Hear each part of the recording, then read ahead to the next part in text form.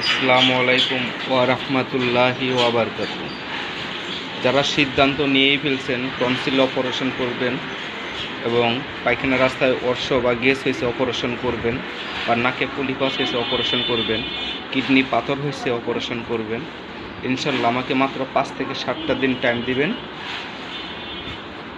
আপনার যত পুরাতন পলিপাস বা টনসিল বা অর্শ বা কিডনি পাথর হয়ে থাকুক না কেন, যত দিনেরই হোক, এক বছর বা 10 বছর বা 5 বছর, তাতে কোনো সমস্যা নাই।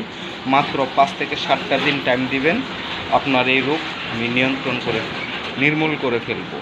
কিন্তু মেডিসিনের ডোজটা আপনাকে 1 থেকে 3টা মাস অবশ্যই পূরণ করতে হবে।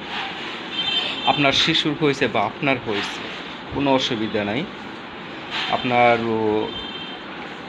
3 বছরের শিশুরও দেখছি টনসিল ব্যাপকভাবে চাপ দিচ্ছে। তো এটা অ্যাকচুয়ালি ঠান্ডা থেকে হয় না, এটা ব্লাডজনিত কারণে এই টনসিলটা দেখা যায়।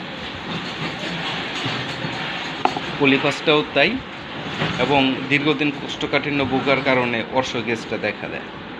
যাই হোক, সেটা কোনো বিষয় না। আমি আপনাদের সামনে ফেসবুকের মাধ্যমে আমি ওপেন চ্যালেঞ্জ করলাম, 5 থেকে 7 দিনে আপনার এই রোগগুলো আমি নির্মূল করে দিব ইনশাআল্লাহ তাআলা। এই জন্যই বলছি, যেহেতু সিদ্ধান্ত নিয়েই ফেলছেন না আপনার বাচ্চার অপারেশন করবেন বা আপনার হয়েছে আপনি অপারেশন করবেন, না, অপারেশন করা লাগবে না।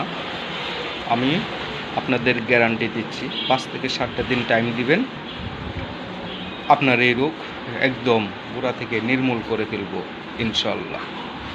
সকলে সুস্থ থাকবেন, ভালো থাকবেন। এখানে ভিডিওটা সংক্ষিপ্ত করলাম।